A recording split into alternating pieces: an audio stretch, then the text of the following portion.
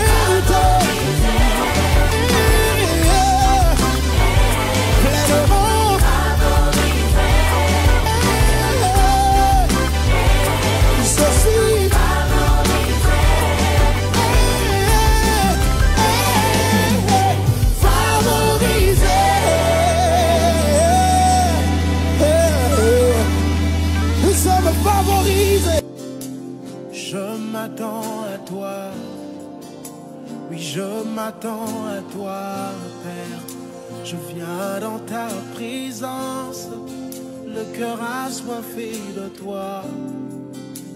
Je m'attends à toi, je m'attends à toi, Père.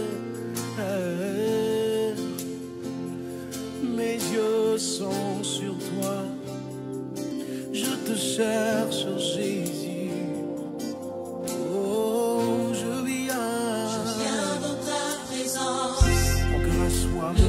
Assoiffé de toi, je m'attends à toi. Plus qu'un simple chant, c'est une prière. C'est l'expression de ma soif. Je viens dans ta présence. Oui, j'ai soif de toi. Le cœur assoiffé de toi. Entends mon cœur. Je m'attends à toi. Je m'attends. Je m'attends à toi. Tu es l'eau de la vie. L'intarissable torrent, approuve-moi de ton amour et de ton esprit, ô Père, je viens. Dans ta présence, le cœur assoiffé de toi. Je m'attends à toi. Les beaux saillants des dos. Je m'attends à toi. Je Viens dans ta présence, le cœur assoiffé de toi. Je m'attends à toi.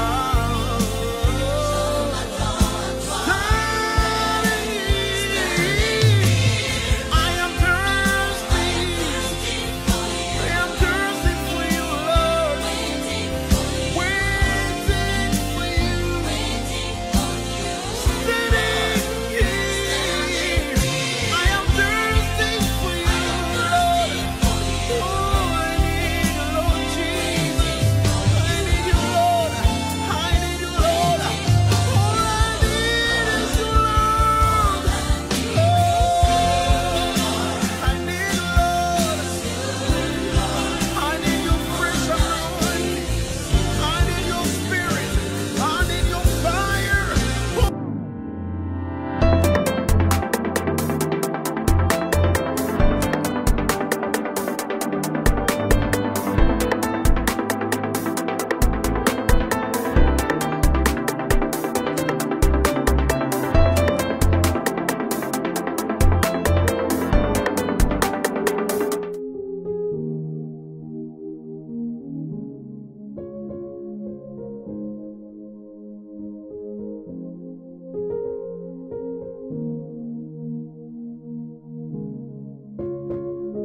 Shalom, shalom, soyez les bienvenus à cette émission Il était parlé.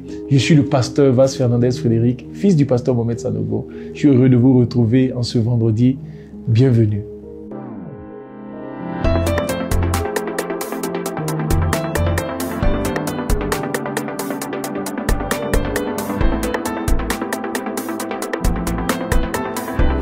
Alors que vraiment la grâce de Dieu soit avec vous, que la grâce de Dieu soit sur vous.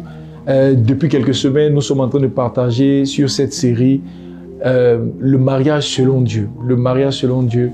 Et nous sommes partis de Matthieu chapitre 19 où le Seigneur Jésus nous a ramenés à l'expression au commencement. Et à un moment, il dit au commencement, il n'était pas ainsi. Donc le Seigneur Jésus a vraiment enlevé le zoom sur tous les mariages qu'il a eu dans l'histoire pour nous pointer vers le mariage du commencement, vers le mariage modèle. Et nous sommes donc en train de pourchasser, nous sommes en train de poursuivre ce mariage modèle. Et je souhaiterais que, avant d'aller plus loin, qu'on puisse prier. Vous savez, nous avons besoin de recevoir la parole de Dieu. Et cette parole de Dieu a la capacité de transformer. Est-ce qu'on peut ensemble évoquer la grâce de Dieu? On va prier. Père, nous te bénissons. Père, nous te rendons grâce. Notre Dieu, nous voulons te remettre encore ce moment. Pour nous, Seigneur Dieu, cette plateforme est comme un hôtel que nous avons établi, Seigneur Dieu, de gloire en ta présence. Un hôtel d'exaucement. Que quiconque te prie maintenant soit exaucé. Que cette plateforme, Seigneur Dieu, de cette plateforme sorte ta parole. Que ta parole arrive dans nos cœurs. Que la dureté soit brisée de nos cœurs. Que Dieu vivant, ces enseignements viennent changer, Seigneur Dieu, renouveler les intelligences dans le nom de Jésus. Nous t'assujettissons, Seigneur Dieu, cette capsule. Nous t'assujettissons ce direct. Que ta main soit avec nous au nom de Jésus. Et nous disons Amen. Alors que Dieu vous bénisse abondamment. Bienvenue dans cette plateforme. J'ai le privilège aujourd'hui de vous lire quelques témoignages. On va suivre donc les témoignages. Plusieurs personnes nous ont dit que cette émission leur faisait du bien. Et nous avons retenu quelques témoignages que nous allons vous lire au travers de cette vidéo. Suivons ensemble, s'il vous plaît.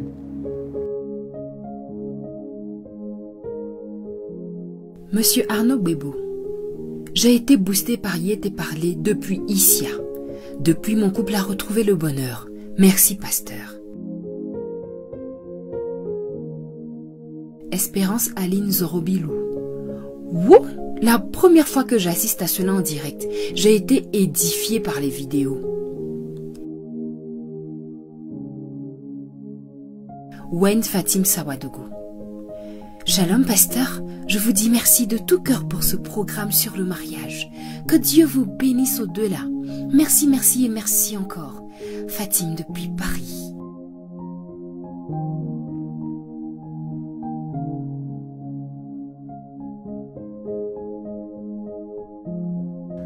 Waouh, waouh, waouh. Vraiment, je veux bénir le Seigneur pour sa fidélité, sa bonté. Dieu est à l'œuvre, Dieu est en train de faire du bien, Dieu est en train d'intervenir dans des foyers, mais Dieu est en train de changer même des cœurs. Voilà, la main du Seigneur est dans cette émission. Et lorsque tu te connectes, je t'en supplie, viens avec une aspiration de cœur. Viens avec une aspiration de cœur. Là, dans cette série, nous sommes en train de parler du mariage. Crois profondément que le mariage selon Dieu est un mariage qui marche. Le mariage marche. Le mariage marche. Et il y a des gens qui réussissent leur mariage parce qu'ils se sont abandonnés entre les mains du Seigneur et le Seigneur est en train de travailler. Donc il faut y croire. Il faut y croire. Et un vent peut souffler pour restaurer ton foyer. Un vent peut souffler pour changer totalement l'atmosphère dans ton foyer. C'est possible. Ce sont des choses que le Seigneur Jésus fait. Et je te prie et je t'encourage, attends-toi à lui et je crois que profondément Dieu va te faire du bien. Alors nous sommes en train de voir ensemble le guide du couple épanoui. Mais avant d'aller beaucoup plus en profondeur, souvenez-vous, je suis en train de faire de vous des lecteurs. Je suis en train de vous encourager pour que vous preniez plaisir à lire. Vous avez la possibilité d'augmenter votre valeur. Écoute, tu peux augmenter ta valeur. Tu peux avoir beaucoup plus de connaissances. Je disais à quelqu'un en entreprise, je dis, lorsque tu travailles dans une entreprise, ce que tu fais, c'est pour l'entreprise. Mais ce que tu as appris, ce que tu sais, c'est pour toi. Le jour où tu pars avec ce que tu sais. C'est pourquoi, peu importe où tu as la possibilité d'augmenter ta valeur. Et spirituellement, tu peux augmenter ta valeur. Intellectuellement, tu peux augmenter ta valeur. Lire augmente la valeur. Là, je voudrais te proposer encore une autre série du pasteur Mohamed Sanogo. Et toujours, vraiment, je suis reparti au commencement. Je t'ai parlé de la collection Messages pour la vie. Message pour la vie. Et je voudrais te présenter les 3 suivants. Je t'ai présenté les 3 premiers. Mais là, je voudrais te parler des 3 suivants. Donc, dévotion quotidienne. 31 dévotions quotidiennes pour grandir dans l'intimité avec Dieu. Ce message du pasteur Mohamed a changé ma vie. Lorsque je rencontre vraiment le ministère Message de vie qui qui enfantera après le vase d'honneur, le pasteur Mohamed avait déjà cet enseignement sur le tabernacle de Moïse. Comment devenir intime de Dieu. Et j'ai été vraiment très très heureux de voir qu'il les a mis par écrit. Vous voyez, avec les messages pour la vie, vous pouvez voir à quel niveau spirituel vous êtes. Est-ce que vous êtes un chrétien du parvis? Est-ce que vous êtes un chrétien du lieu saint? Ou bien vous êtes arrivé dans la dimension de chrétien du Dieu très très saint? Ou bien même, vous n'appartenez même pas à la maison de Dieu, mais vous êtes encore en dehors de la maison de Dieu, donc vous n'êtes pas converti. Donc, dans cet ouvrage, il vous décrit, si vous êtes chrétien du dehors, comment vous pouvez quitter le monde pour devenir enfant de Dieu. Une fois dans le tabernacle, il explique par rapport au parvis que les chrétiens du parvis ne resteront pas chrétiens parce qu'ils sont exposés au monde. Dans le parvis, c'est la lumière de l'extérieur qui éclaire. Tu vois, ce livre va t'aider à quitter le parvis. Mais tu vois, il t'explique aussi que le parvis va te permettre de régler 2 problèmes essentiels. Et ce sont des problèmes que tous les hommes rencontrent. Frère, écoute-moi, ce sont des problèmes que tous les hommes rencontrent. Le problème de la chair. Dans le parvis, il t'explique qu'il y a ce qu'on appelle l'autel des holocaustes. Là, tu dois être crucifié et ta chair doit rester crucifiée. Ça règle donc le problème de la chair et donc de son péché. Mais dans le parvis, il va régler aussi le problème du moi. Vous savez que le moi est différent de la chair. Il y a la chair, les œuvres de la chair, que nous connaissons, l'impudicité, le mensonge, toutes ces choses-là. Mais il y a aussi le moi. Il y a des gens qui ne vivent plus dans le péché, mais il y a des choses qu'ils ne supportent pas. Ils ne supportent pas qu'on leur parle d'une certaine façon. Ça, c'est le moi. Et le Seigneur a un problème aussi avec le moi. Et dans le parvis, ces dévotionnels-là vous permettent de traiter avec le moi, le caractère. Vraiment, j'insiste là-dessus. Et puis maintenant, quand Dieu a fini de te traiter dans le parvis, il y a que tu dois rentrer dans le lieu saint. Ce document explique comment on reste dans le lieu saint et comment on grandit dans la méditation de la parole de Dieu, l'importance du Saint-Esprit et tout ça. Vraiment, je veux vous encourager, investissez en vous-même. Je vous disais la semaine dernière que les 3 premiers parlent de l'ordre et de l'organisation, mais ceux-là vont te parler de comment devenir un intime de Dieu, comment devenir un ami de Dieu. Il y a dans la parole de Dieu des hommes que le Seigneur appelait ses amis. Moïse était un de ses amis. Abraham, là, c'est tellement clairement écrit, c'était un de ses amis. Il faut que tu deviennes ami de Dieu. Donc, lire va te booster. Alors, dans d'autres dévotionnels, nous avons choisi une journée de méditation que nous vous exposons maintenant dans l'instant dévo. Suivez, s'il vous plaît.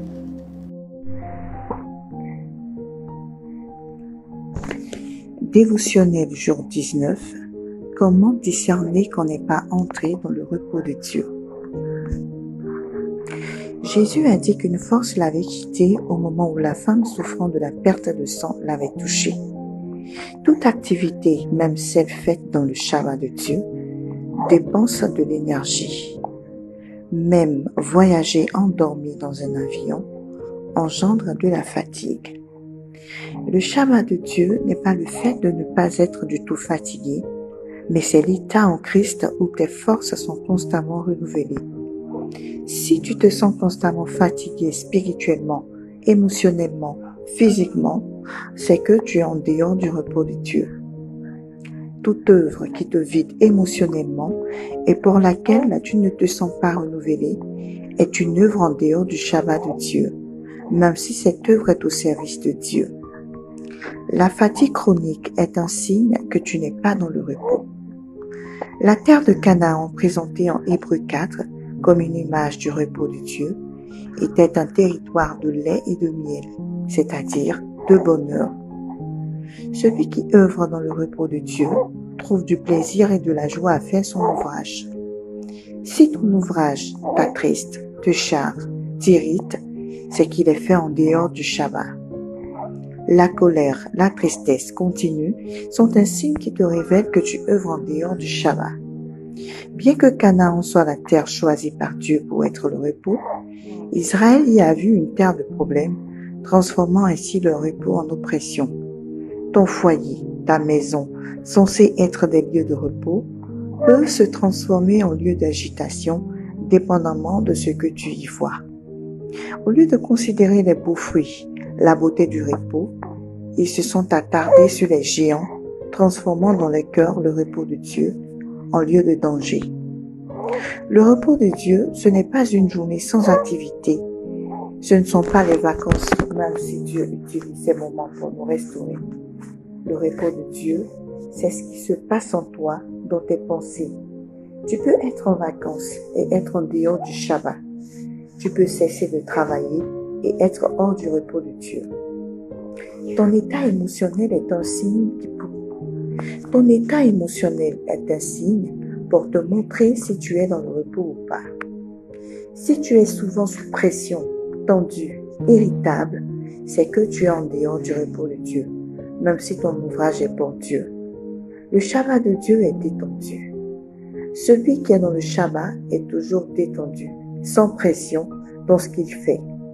La tension interne est un signe d'agitation, de manque de paix intérieure.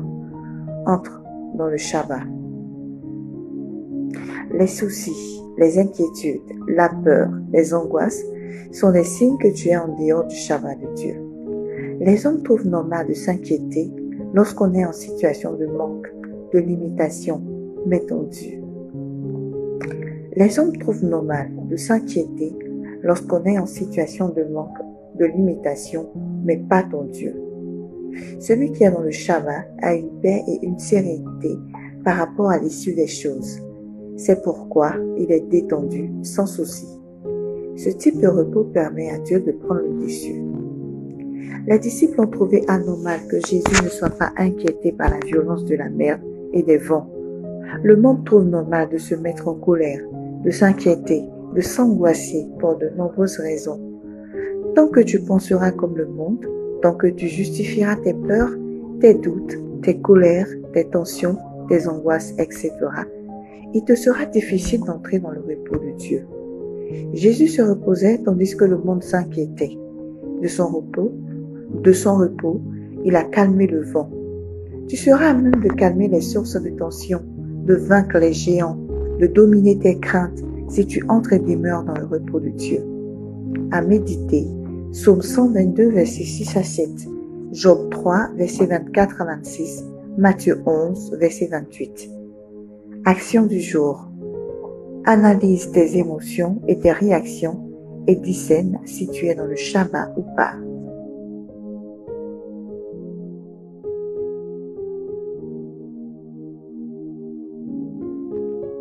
Alléluia, alléluia. Frère, tu vois, dans cette émission, vraiment, j'ai mis l'instant dévot parce que je veux que tu augmentes ta valeur. Il faut aller méditer. Voilà. Ce que nous avons lu là, il faut que tu puisses rentrer en contact avec le Seigneur en le lisant toi-même face au Seigneur. Il y aura des versets que tu dois lire, que tu dois méditer. Voilà, vous avez entendu tout à l'heure, il y a des versets qui ont été cités. Si vous vous appliquez à le faire au quotidien sur une année, vous aurez fini de lire entièrement toute la Bible. Et je vous assure que vous serez devenu quelqu'un de meilleur. Donc, investissez en vous-même. Amen. Alors, chers amis, nous avons donc parlé du guide du couple épanoui. Et je voudrais commencer donc l'enseignement maintenant. Le guide du couple épanoui. Dieu présente Adam et Ève. Les deux l'homme et la femme donc se rencontrent. L'homme fait sa première déclaration. Il dit, voici cette fois-ci celle qui est heureuse de mes os, chère de ma chair. Et puis, il y a cette parole qui tourne. C'est le Seigneur Jésus dans Matthieu chapitre 19 qui va dire qu'en fait, que c'est Dieu qui a parlé. Il dit, c'est pourquoi l'homme quittera son père et sa mère et s'attachera à sa femme. Et les deux deviendront une seule chair. L'homme et sa femme étaient tous les deux nus et ils n'en avaient point honte. Voici ce que citent donc les Écritures. Je suis dans Genèse chapitre 2, verset 24. C'est pourquoi l'homme quittera son père et sa mère et s'attachera à sa femme et ils deviendront une seule chair. L'homme et sa femme étaient tous deux nus et ils n'en avaient point honte. C'est de ces deux textes-là que nous avons tiré les 4 étapes du guide du couple épanoui. Veux-tu vivre un mariage selon Dieu? Il faut que tu quittes ton père et ta mère. Il faut que tu t'attaches à ton conjoint. Il faut que vous deveniez une seule chair. Vous devez être nus et n'en avoir point honte. Donc là, ce qui s'est passé, c'est que j'ai vraiment pris tout un vendredi pour vous parler du quitter. Quand vous quittez, c'est dans le but d'aller vous attacher. Si quelque chose vous empêche de vous attacher à votre conjoint, la solution de Dieu, c'est de quitter. Comment quitter? Que le couple s'asseye. Asseyez-vous et discutez. Comment nous nous séparons? Comment nous gérons ces personnes qui sont source de conflit? Mais nous devons les gérer en sorte de faire taire la querelle au milieu de nous, mais aussi éduquer ces hommes-là et ses femmes extérieures à nous, en sorte que vraiment les querelles là puissent disparaître. C'est ça, le quitter. Maintenant, quand on quitte, il faut qu'on aille créer des attaches. Quitter ne suffit pas. Quand tu quittes, il faut s'attacher. Et quand on parle d'attache, s'attacher parle de faire des efforts. S'attacher parle de s'entremêler. Et donc, pour créer des attaches, après avoir défini ce que c'est que s'attacher, j'ai commencé avec vous un sous-thème où j'ai parlé du travail qu'on est censé faire. Hein, on a parlé des 5 besoins de l'homme que la femme est censée combler et des 5 besoins de la femme que l'homme est censé combler. C'est un travail qu'il faut faire. Plus vous serez en action, plus vous serez en train de faire ces choses, vous allez voir que vous allez vous entremêler et la tâche va devenir quelque chose de solide. J'ai aussi pris le temps de vous parler des 5 langages d'amour. Ça, je l'ai dit, honnêteté intellectuelle, c'est un livre qui existe. Et j'encourage tous les couples que je coach en général, je les envoie vers ce livre. Ce livre est une révélation. 5 façons de recevoir l'amour, mais aussi 5 façons d'exprimer l'amour. On a parlé des paroles valorisantes, du toucher physique, on a parlé des moments de qualité, on a parlé des services rendus, j'ai oublié le 5e. Voilà, mais on a parlé de comment manifester son amour. Donc, ce sont des choses qui vous permettent en vérité de vous attacher. Oui, ce que j'avais oublié, c'était les cadeaux. Voilà, les cadeaux. 5e langage d'amour. Donc, ce sont des choses que vous devez pratiquer. Si vous faites ce travail, vous allez voir que l'attachement va être simple. Je vous ai parlé que plus tard, je vous parlerai spécialement de la nomination. Parce que la nomination facilite l'attachement. La nomination facilite l'attachement. Donc, quand j'aurai fini, je ferai une édition spéciale pour la nomination. Parce que ceux qui ne sont pas encore mariés, il faut qu'ils nomment. Et ils doivent prendre le temps de nommer. Il y a une bénédiction dans le fait de nommer. Adam a nommé les animaux. Ça lui a permis de reconnaître ce qu'il ne voulait pas. Ça lui a permis de voir ce qu'il voulait. Ce qui fait que quand la femme apparaît, quand il voit la femme, il dit voici cette fois, celle qui est heureuse de maison. Donc la nomination permet de reconnaître. C'est une étape importante. Je reviendrai là-dessus. Alors aujourd'hui, je voudrais commencer la 3e étape du guide du couple épanoui. Dieu dit de quitter, de vous attacher. Alors, je dirais que les conséquences de l'attachement, parce que plus vous allez vous attacher, à un moment donné, vous allez finir par devenir une seule chair. Il a dit, voici l'homme, là je suis dans Genèse chapitre 2, verset 24 que j'ai lu tout à l'heure. C'est pourquoi l'homme quittera son père et sa mère et s'attachera à sa femme et ils deviendront une seule chair. Et je voudrais parler de la notion de une seule chair. Dis avec moi, une seule chair. Ah, je ne t'entends pas répéter, dis une seule chair. Bon, je ne suis pas censé t'entendre répéter, hein. Tu es censé écrire une seule chair, une seule chair, une seule chair. Devenir une seule chair. Alors, je vais t'encourager à cet instant, s'il te plaît, partage. Partage. Ce que je vais dire peut être une bénédiction pour un foyer. Ce que je vais dire peut apporter la vie dans un foyer. Vous voyez, il y a des enfants aujourd'hui qui sont totalement brisés, détruits à cause de la relation de papa et maman. La paix, la vie de Dieu revenant dans ce foyer peut apporter la vie et conduire même ces enfants dans leur destinée. Je vous en supplie, prenez la peine de partager. Ne soyez pas complexés, partagez dans votre groupe. Si quelqu'un n'a pas envie d'écouter, il va supprimer. Mais s'il supprime, ça ne vous diminue pas. Mais ceux que Dieu va toucher, parce que Dieu va permettre à ce que certains regardent, ils béniront Dieu pour votre vie, parce que vous aurez apporté la vie. Amen. Voilà. Donc nous allons parler de la 4e étape qui est devenir une seule chair. Dis avec moi, devenir une seule chair. Alors, vous devez comprendre que devenir une seule chair est un processus. Est un processus dans lequel le Seigneur souhaiterait nous voir rentrer. Nous avons quitté, il faut quitter. Le quitter doit se faire. Nous travaillons à nous attacher. Devenir est aussi un processus et vous devez le connaître. Donc je voudrais parler aujourd'hui de 4 étapes pour devenir une seule chair. 4 étapes pour devenir une seule chair. Et j'encourage quelqu'un, si tu as un stylo, prends note.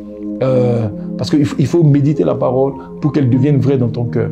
Si tu as un conjoint, asseyez-vous et puis discutez. Voilà, devenir une seule chair, je veux vraiment vous encourager à discuter pour devenir une seule chair. Alors, comment devenir une seule chair? Premièrement, vous deviendrez une seule chair si vous avez un projet commun. Je vais parler tout à l'heure de projet commun, premièrement. Deuxièmement, vous devez accepter de vivre ensemble. Quelqu'un va dire, pasteur, c'est aussi simple. Quand je vais bien détailler, tu vas comprendre.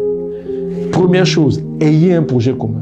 Deuxième chose, acceptez de vivre ensemble. Parce qu'il y en a qui n'acceptent pas de vivre ensemble. Troisième chose, reconnaissez vos spécificités. Ça, j'en ai parlé tout à l'heure en parlant de les dernières fois, en parlant de la différence entre l'homme et la femme. Mais il faut reconnaître la spécificité. L'homme n'est pas la femme n'est pas l'homme. Et quatrième point, vous ne pouvez pas devenir une seule chair si vous ne surmontez pas des obstacles. Parce que dans le foyer, il y a des obstacles. Donc retenez, premièrement, ayez un projet commun.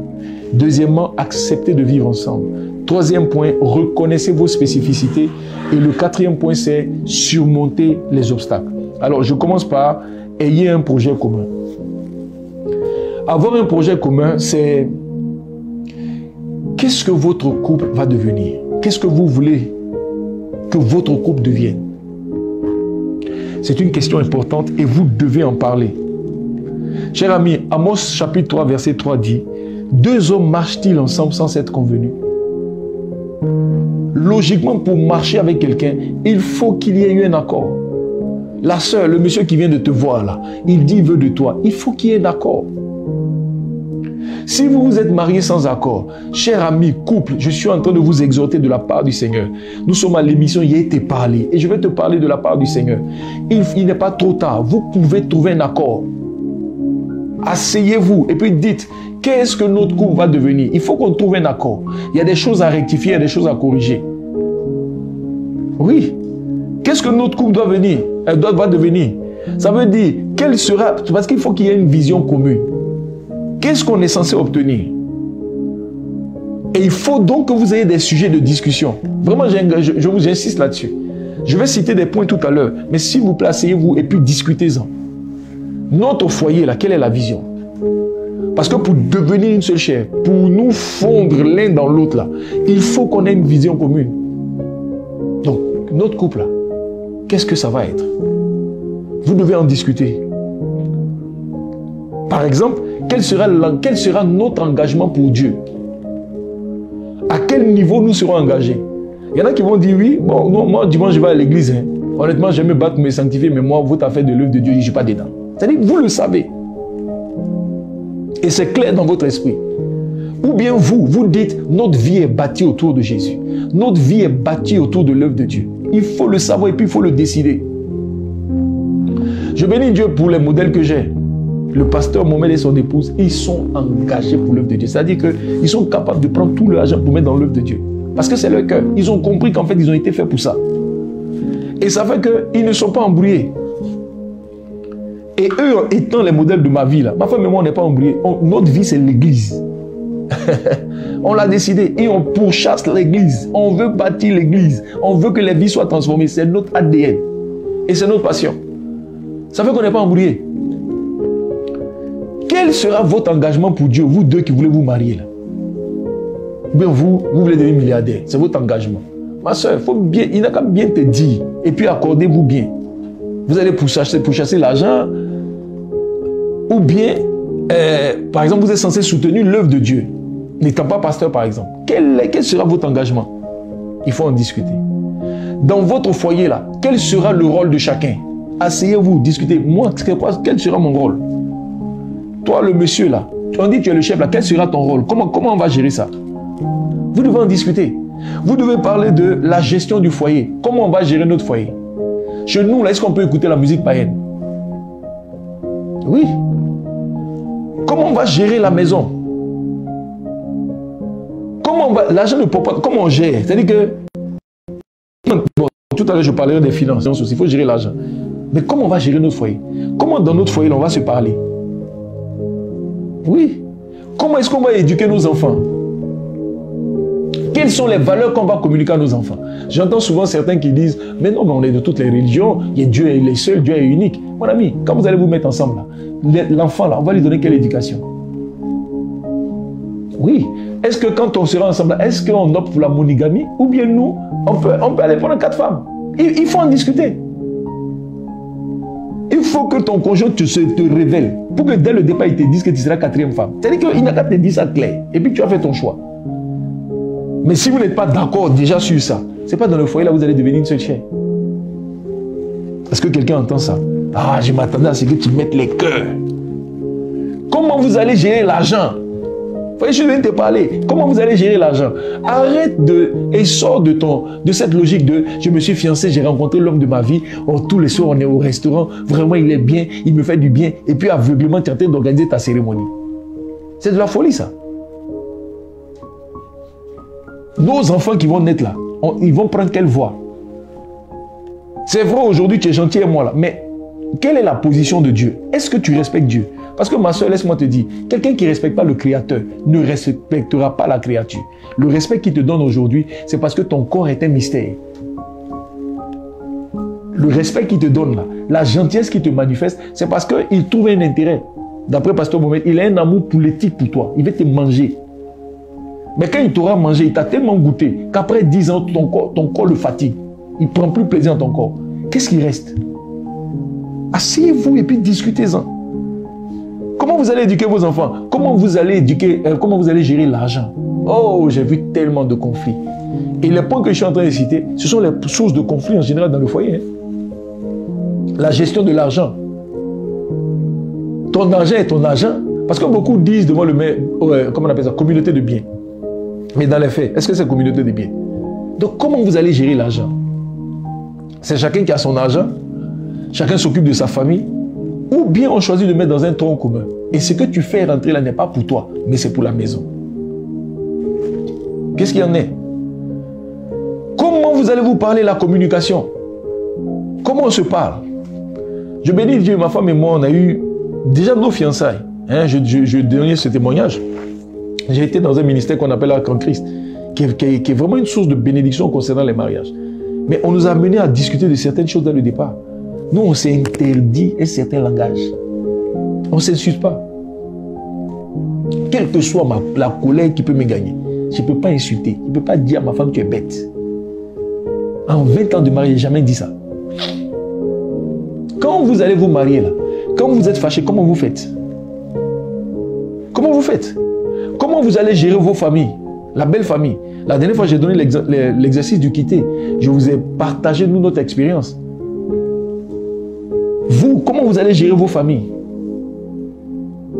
Est-ce que ta belle-mère peut venir? Tout à l'heure, je regardais une petite vidéo et donc il y a une dame qui est venue déposer. Elle est rentrée dans la cuisine, sa belle-mère était là. Elle a récupéré un plateau avec le repas de son mari. Elle a dit, ah mon bébé, voici ton plat et tout ça. Dès que la femme dépose le plat, la belle-mère sort aussi avec des plats maintenant, mais de type africain.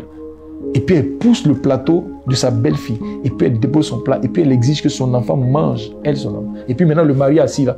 Et puis il assiste à la parole de sa maman et de sa femme. Et la femme crie, mais maman, pourquoi tu veux m'embarrasser? Pourquoi tu fais ça? Et le fils assis, il est paralysé. Comment vous allez gérer la belle famille? Quel est le pouvoir que vous allez leur donner concernant votre couple? Il faut en discuter maintenant. La sexualité. Qu'est-ce qui est permis dans notre foyer? Oui, il faut en discuter. Hein? Parce qu'il y a des hommes là. Lui là, il est habitué à Sodome. Il était titulaire à Gomorrhe. C'est un doyen. Oui, ce sont ses pratiques. Pour lui, la tendance naturelle là, non, il trouve que c'est monotone. Et puis il est constamment derrière. Le gars qui est derrière là, c'est-à-dire, il faut en parler. Est-ce qu'il y a des interdits dans notre sexualité? Est-ce qu'il y aura des interdits? Est-ce qu'il y a des choses qu'on s'interdit? Ou bien, bon, nous, on cherche le plaisir. Hein. Dans la vie est courte, il faut se faire, mais il faut se mettre bien. Discutez-en. Lorsqu'il y aura des conflits dans le foyer, parce qu'il y en aura, comment est-ce qu'on résout les conflits? Chers amis, il faut en discuter. C'est parce que nous avons parlé et nous avons décidé de nous accorder. Rappelez-vous ce texte. On dit 2 personnes peuvent-elles marcher ensemble sans s'être accordées?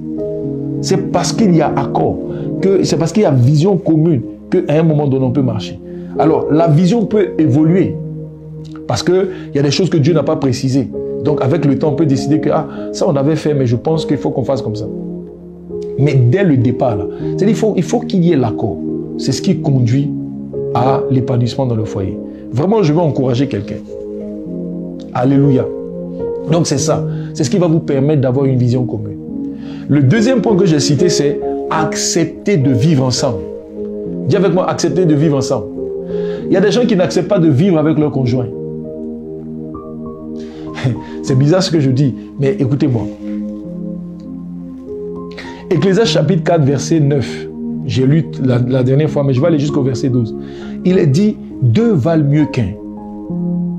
C'est Dieu qui parle. Sa parole le déclare très clairement. Lorsque Dieu vous met ensemble, vous êtes une force ensemble. 2 valent mieux qu'un.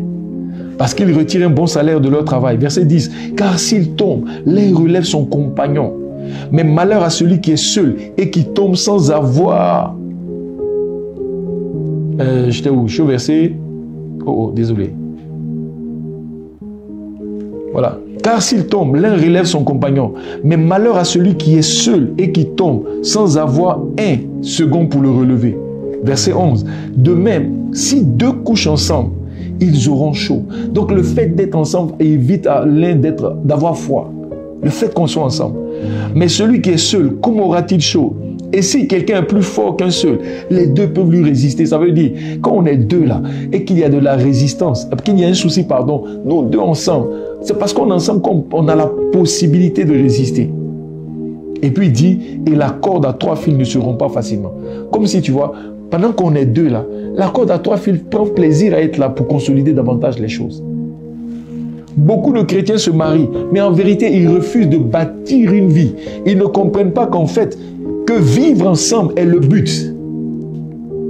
Quand je dis ensemble, c'est être vraiment ensemble. Pas être dans la même maison, mais être séparés. J'en ai souvent entendu dire non pour la paix. Non, mon conjoint ronfle trop, donc ça fait qu'on fait lit séparé. Tout ça là. Oui, peut-être c'est vrai qu'il y a le haut degré de ronflement. Mais cher ami, je ne sais pas si tu dois boucher tes oreilles ou bien comment tu as fait. Mais je t'en supplie, il n'est pas bon de séparer. La nuit là, c'est nous 2 côte à côte qui avons chaud. Ce n'est pas chacun dans sa chambre qui a chaud.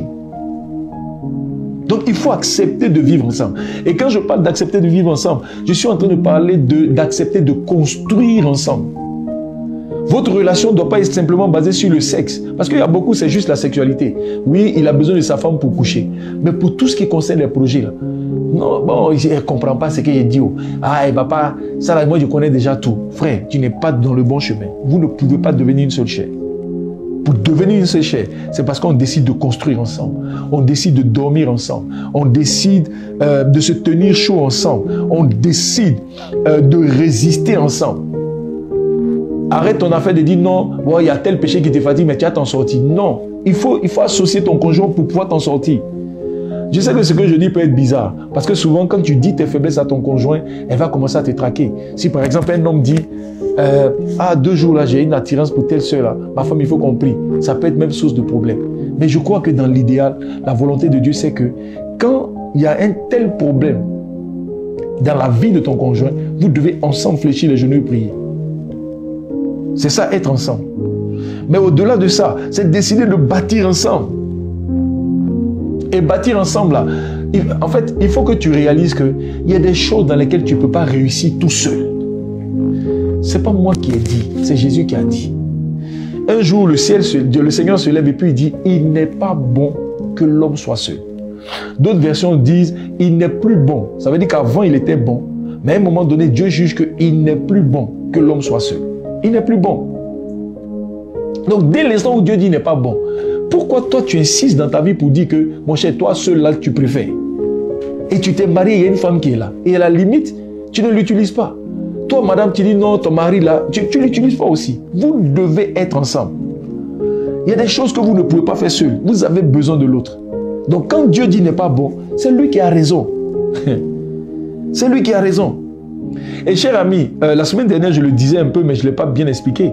Moi, j'ai fait beaucoup de projets où je comptais sur mon intelligence. Vous savez, quand vous avez fini de faire l'INSET, vous considérez quand même en Côte d'Ivoire comme bon, des intellectuels qui ont quand même vu beaucoup de choses. J'ai commencé à travailler, je travaillais déjà avant de la rencontrer. Donc, moi, quand elle me disait, ah, telle chose-là, je ne sens pas, très honnêtement, je lui disais, ma femme, moi, si tu me dis, il y a tel souci, et tu me cites le problème, je t'assure que je te suis. Mais en fait, tu ne sens pas là-haut. Ça, on est dans la sensation. Ça, là, honnêtement, je ne sais pas. On a déjà commencé le business.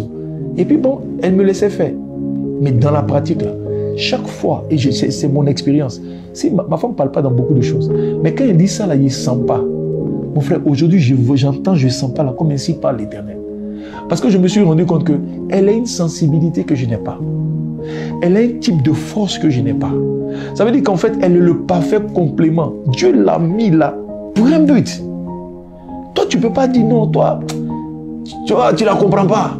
Et puis tu es dans ta gamme. Et tu ne veux même pas revoir tes positions quand elle parle. Tu peux être dans l'erreur. Dieu dit n'est pas bon que tu sois seul. C'est Dieu qui a raison. Oh oh. Il t'a fait une aide qui te corresponde. Je vous assure que si vous réalisez que dans le plan de votre vie, vous n'êtes pas seul et que vous prêtez attention et que vous écoutez. Par exemple, la femme, elle écoute, elle donne ses propositions et puis elle finit par suivre l'homme. C'est ça la soumission. Mais tu vois, quand vous êtes dans cet esprit de je sais que je ne suis pas seul. Donc je n'engage pas un projet seul. Ce n'est pas une affaire du projet là. C'est un Dieu et puis moi. Non. J'ai aussi un conjoint. Je parle avec elle. Elle peut être l'instrument de Dieu pour me parler. Elle n'est pas dans les réalités que moi j'ai gérées jusqu'à présent. Parce que j'ai pris des décisions en fonction des informations qui me viennent. Elle a du recul. Le fait d'en parler avec elle peut permettre à Dieu même d'ouvrir toi-même ton esprit, même si elle n'a pas encore parlé. Mais au-delà de ça, elle peut dire une chose qui va être une lumière. Et encore plus, elle peut aller supplier Dieu et elle priera pas de la même façon que toi. Parce que toi, tu peux penser résultat en termes de il faut que j'ai l'argent, ça va marcher cette fois-ci. Elle peut prendre du recul pour dire Seigneur, si vraiment ta main est dedans, fais-le. Mais sinon, arrête-nous maintenant. Il faut pas vivre ta vie seule. Si tu es destiné au mariage, il faut consulter ton conjoint.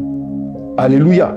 Regardez, Matthieu chapitre 19, versets 5 à 6, qui est vraiment notre texte de base, il est dit c'est pourquoi l'homme quittera, c'est Jésus qui parle, qui rappelle ce qui a été dit dans Genèse. Mais regardez la formule, il dit, c'est pourquoi l'homme quittera son père et sa mère et s'attachera à sa femme, et les deux deviendront une seule chair. Il dit, ainsi, ils ne sont plus deux.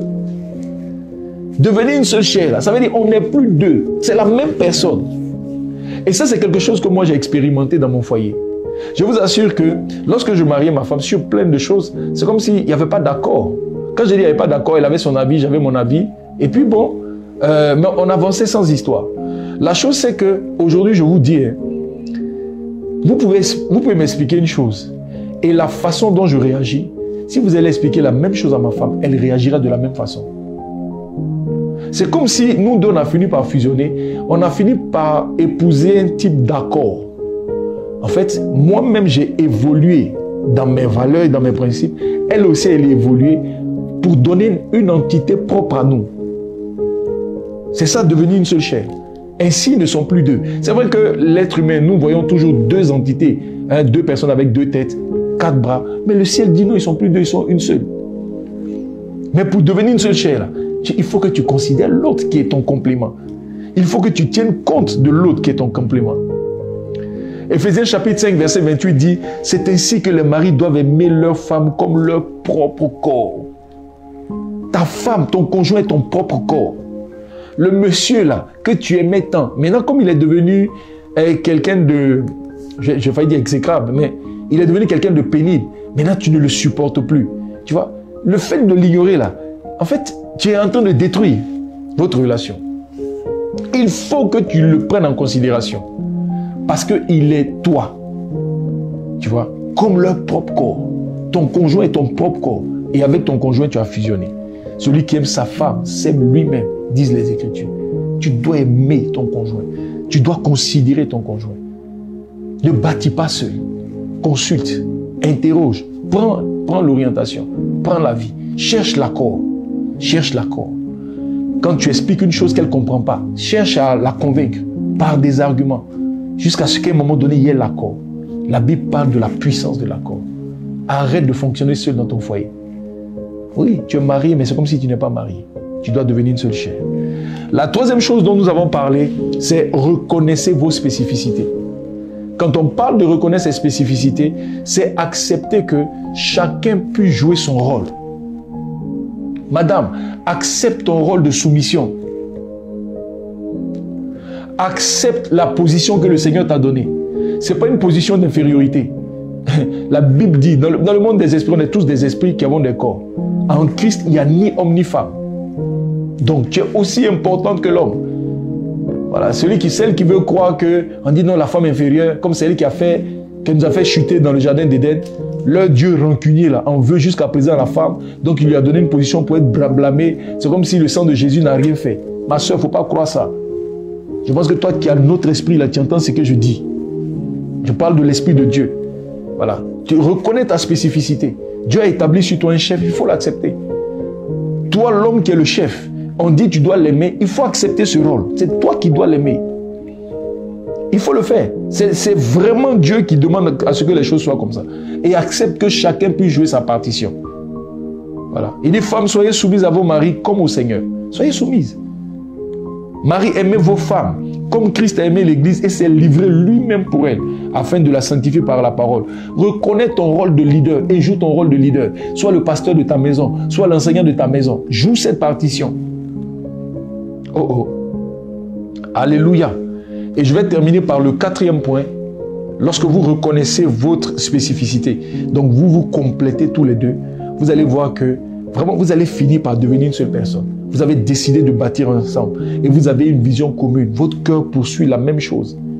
Dans le 4e point pour devenir une seule chair, vous devez maintenant surmonter les obstacles. Frère, laissez-moi vous parler des obstacles.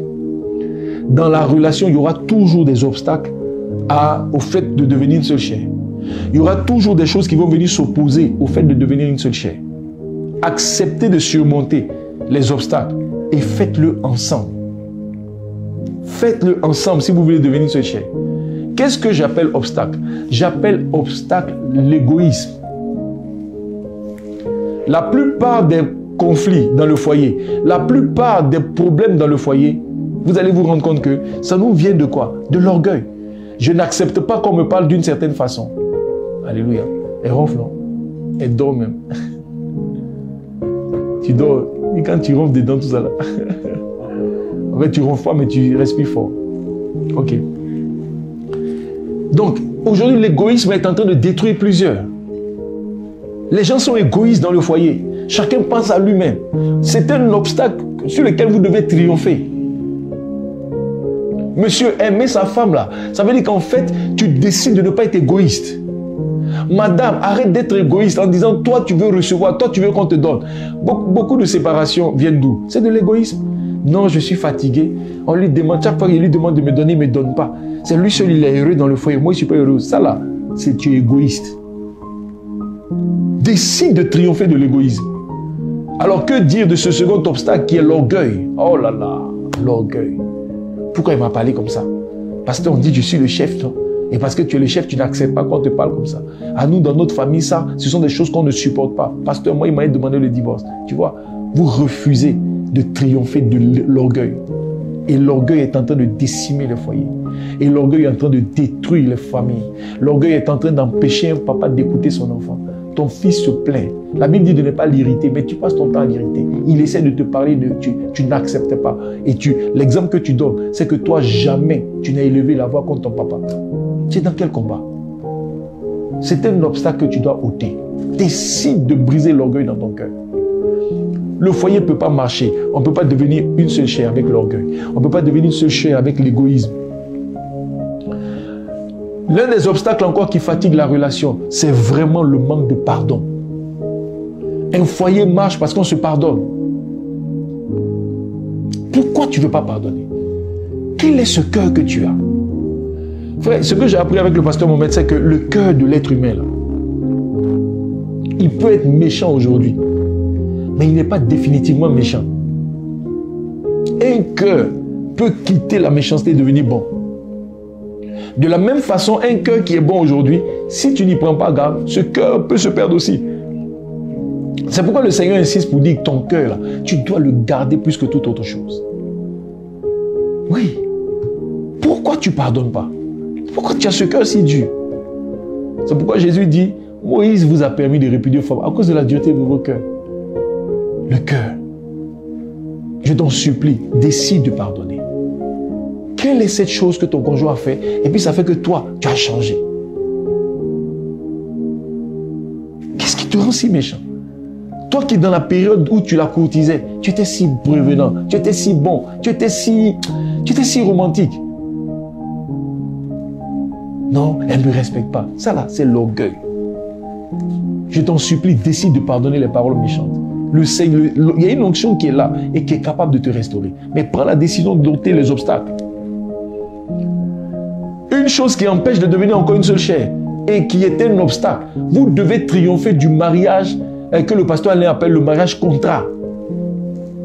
Le mariage est une alliance. Quand je vous définirai le mariage, parce que jusqu'à présent, je n'ai pas défini le mariage.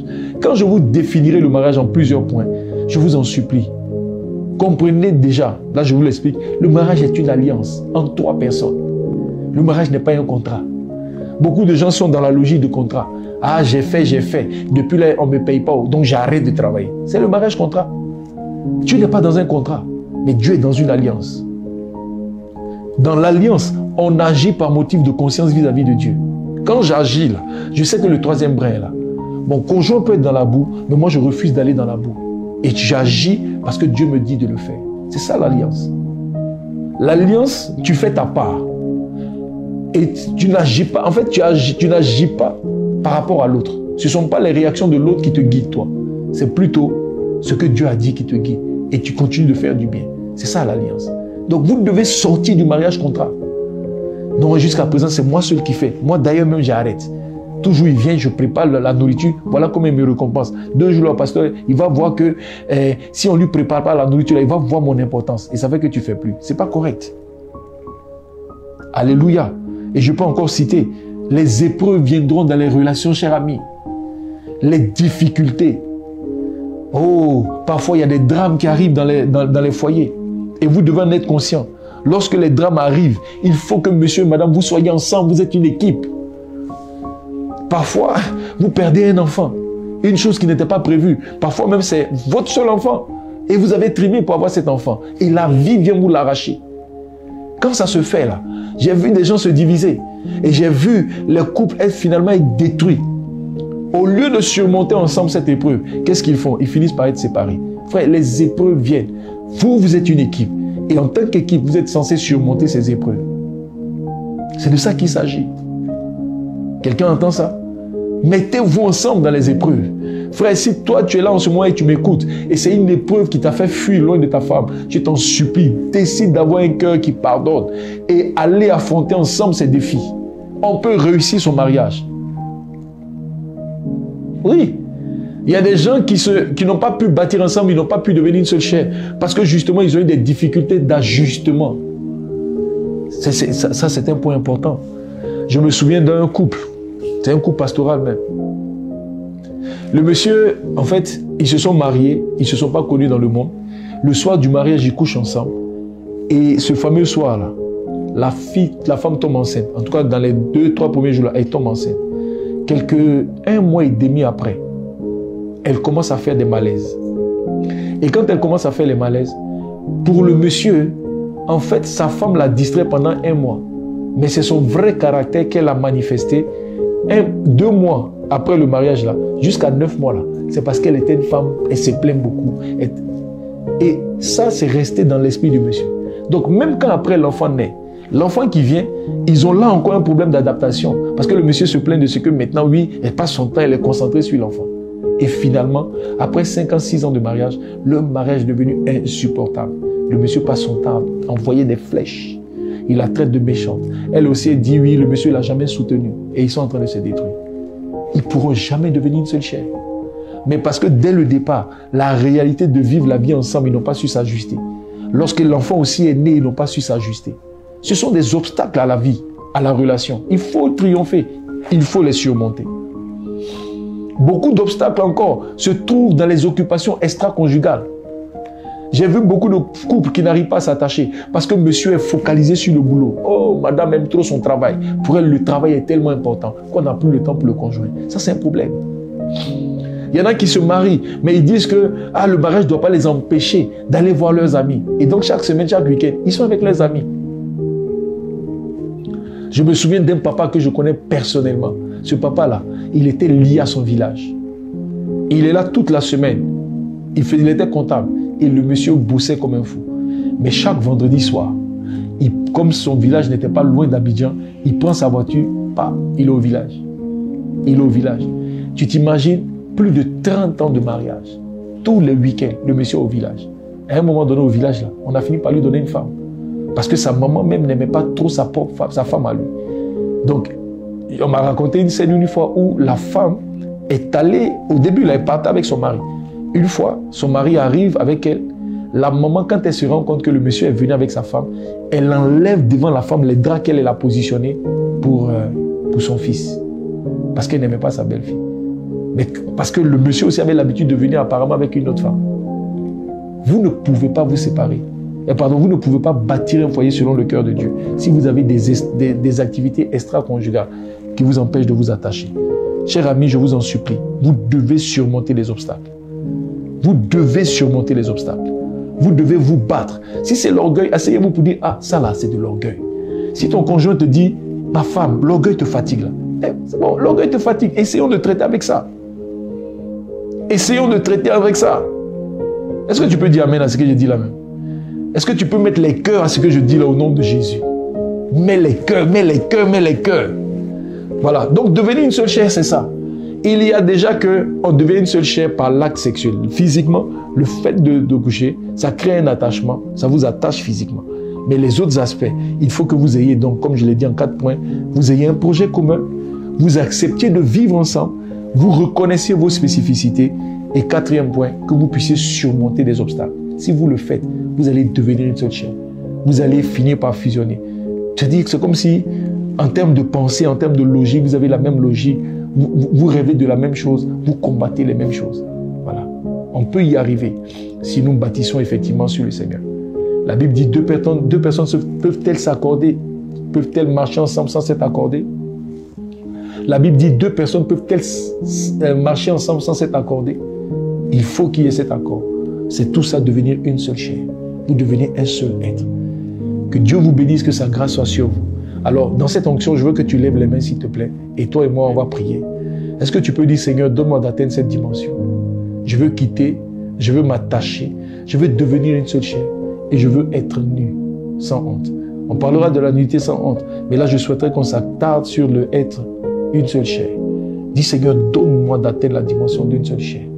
Je t'en supplie, aide-moi à me retrouver avec mon conjoint pour que nous puissions parler de vision commune, que nous puissions corriger ce que nous avons corrigé. Peut-être que tu as commencé ta relation, cher ami, en ne mettant pas Dieu au centre. Tu as la possibilité là d'aller rediscuter avec ton conjoint et je vous encourage à placer Dieu au centre. Jésus au centre. Jésus au centre. Il est le faiseur du mariage. S'il est au centre, ton foyer va réussir. Alléluia. Seigneur, merci pour ta grâce. Merci pour nos cœurs qui ont été ensemencés. Merci pour ta parole qui est venue avec force et puissance. Nous savons que tu nous aimes et nous savons que tu veux changer nos vies. Seigneur, merci parce que tu donnes à nos couples de bâtir sur un projet commun. Merci parce que tu nous donnes d'accepter de vivre ensemble. Nous acceptons de vivre avec l'autre et de laisser l'autre jouer sa partition dans le nom de Jésus. Seigneur, merci parce que tu nous donnes de reconnaître nos spécificités. Oui, nous sommes différents. Donne-nous, Seigneur Dieu, d'être ce que nous sommes et que chacun, Seigneur Dieu, prenne sa position pour agir dans le foyer. Merci parce que tu nous donnes de surmonter les obstacles. Nous ne voulons plus être orgueilleux. Nous voulons être délivrés, Seigneur Dieu de gloire, de toute forme de colère, de toute forme d'amertume, de toute forme d'orgueil. Libère-nous, je t'en supplie, dans le nom de Jésus-Christ de Nazareth. Seigneur, que nos cœurs soient totalement délivrés. Parfois, nous sommes égoïstes. Parfois, nous sommes brisés lorsqu'il y a des épreuves. Et chacun, Seigneur Dieu, tire le drap vers lui-même. Je t'en supplie, aide-nous. Aide-nous concernant le mariage contrat. Nous ne voulons plus fonctionner dans des mariages contrats. Quand il y a des difficultés, apprends-nous l'ajustement. Nous voulons, Seigneur Dieu, sortir des occupations extra-conjugales qui détruisent notre foyer dans le nom de Jésus. Installe dans notre cœur le pardon. Installe dans notre cœur le pardon. Seigneur, nous voulons discuter sur les sujets concernant l'engagement envers toi. Nous voulons parler, Seigneur Dieu, de notre rôle. Donne-nous d'en discuter et que chacun puisse marcher selon ce que tu nous as dit au nom de Jésus. Quelqu'un dit Amen, Amen et Amen à cette prière. Soyez bénis, bénis, bénis. J'espère que ce temps t'a encore une fois béni. Nous sommes en train de parler du mariage selon Dieu. Selon Dieu. Il a dit, l'homme quittera son père et sa mère, s'attachera à sa femme et ils deviendront une seule chair. Et puis il dit, l'homme et la femme, c'était tous les deux nus et ils n'en avaient point honte. La prochaine fois, je vous parlerai de être nu sans honte. Mais déjà, cette semaine, si tu es déjà marié, décide d'aborder avec ton conjoint ces différents sujets. ces différents sujets. Alors, juste avant de terminer, il y a une chose très importante dont je veux parler.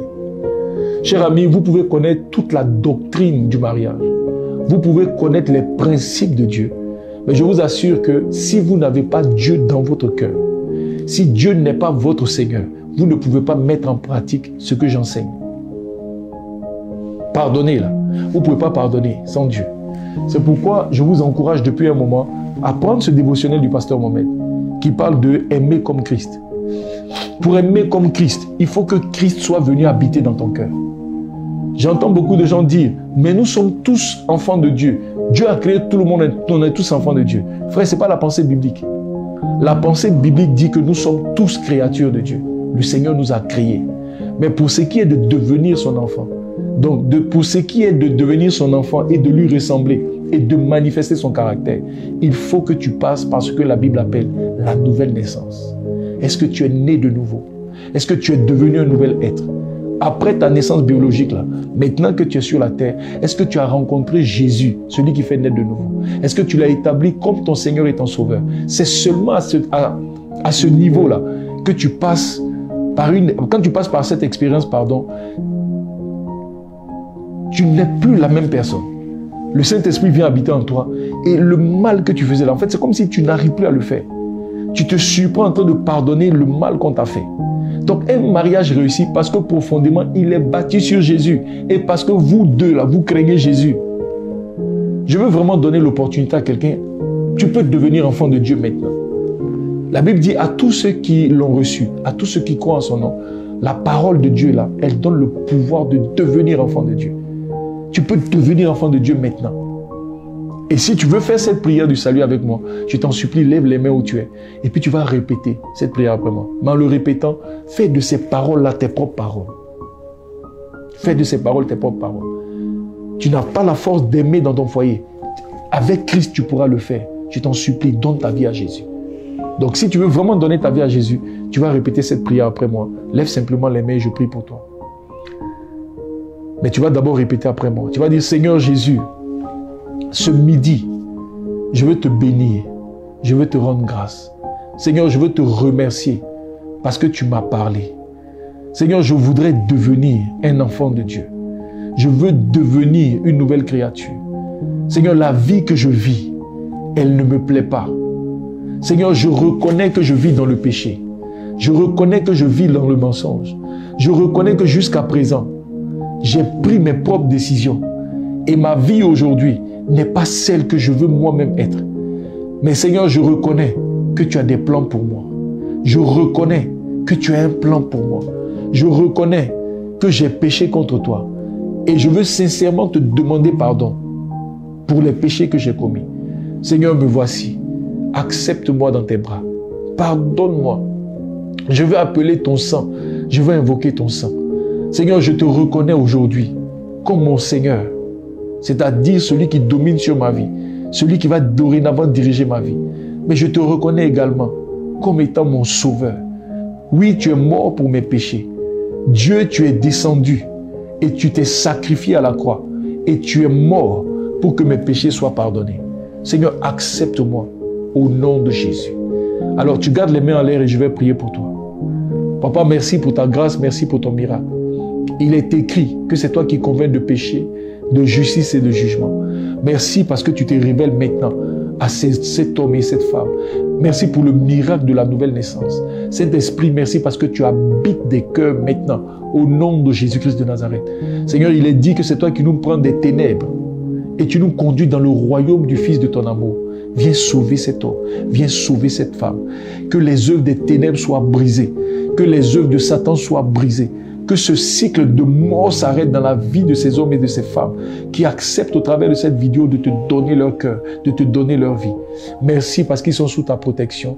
Merci parce que leur vie est totalement différente. Merci parce qu'ils marchent en nouveauté de vie. Au nom de Jésus, est-ce que tu peux dire Amen à cette prière? Alors, cher ami, avant de terminer, je voudrais te dire cette chose importante. Si tu as accepté de donner ta vie à Jésus, c'est la plus grande décision que tu as prise. Il y en a peut-être pendant que je priais, leur corps a dû être secoué parce que des démons devaient quitter leur corps. Mais il y en a, eux, rien, ils peuvent avoir l'impression que rien ne s'est passé. Frère, quelque chose s'est passé. La Bible dit, lorsque tu fais cette prière, ta vie n'est plus jamais la même. Ce qui va se passer, comment tu sais, comment tu vas savoir que ta vie sera plus jamais la même? C'est qu'il y a des habitudes que tu as. Maintenant, quand tu voudras les faire, c'est comme si une profonde tristesse va venir dans ton cœur. Ce sera la voix du Saint-Esprit qui te dira, tu sais, ça faut arrêter, ça faut arrêter. Je t'en supplie, développe cette voix. Parle au Seigneur au quotidien et tu verras que ta vie sera différente. Je veux t'encourager à t'approcher des Écritures, la Bible. Va lire la Bible. Il y a à l'intérieur la volonté de Dieu pour toi. Et je veux t'encourager, parce que souvent, seul lire la Bible, ça peut être une chose compliquée. Je veux t'encourager. Rejoins une église pas loin de toi. Rejoins une église. Si tu n'es pas à Yopougon, si tu es très loin, rejoins une église. Nous, personnellement, nous avons des églises Vase d'Honneur un peu partout aujourd'hui. Tu peux rejoindre nos communautés. On a des églises très sérieuses dans cette nation que tu peux aussi rejoindre. Je veux vraiment t'encourager. Va dans une église où là-bas, tu vas être enseigné sur les Écritures. Tu vas être enseigné sur ta parole. Alléluia. Voilà. Va, tu as les assemblées de Dieu. Tu as beaucoup de bonnes églises.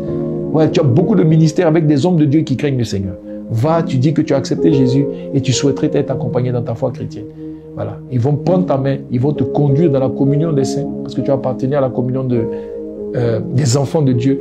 Et à partir de là, ils vont t'aider à marcher en nouveauté de vie. Amen.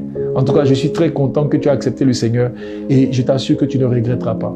Un jour, moi aussi, j'ai fait cette prière et ma vie n'a plus jamais été la même. Que Dieu te bénisse, que sa grâce soit sur toi. On se retrouve vendredi prochain, même heure. Voilà, nous allons encore parler concernant le mariage. On est vraiment dans la série. Quand on terminera la série, j'aborderai d'autres sujets. Mais là, vraiment, je veux que tu prennes en considération, que tu te prépares pour ton mariage si tu n'es pas marié. Mais si tu es marié, l'onction est là pour te guérir également. Que Dieu te bénisse. N'oublie pas, tu peux partager ton témoignage avec nous. Tu peux rendre grâce au Seigneur aussi avec nous. Et si tu veux semer aussi dans notre ministère, il y a un contact qui est indiqué. Tu peux aussi semer dans notre ministère par la grâce de Dieu. Donc que l'onction et la grâce de Dieu soient sur toi au nom de Jésus. Et à vendredi prochain, je suis le pasteur Vaz Fernandez Frédéric. Je suis fils du pasteur Mohamed Sanogo.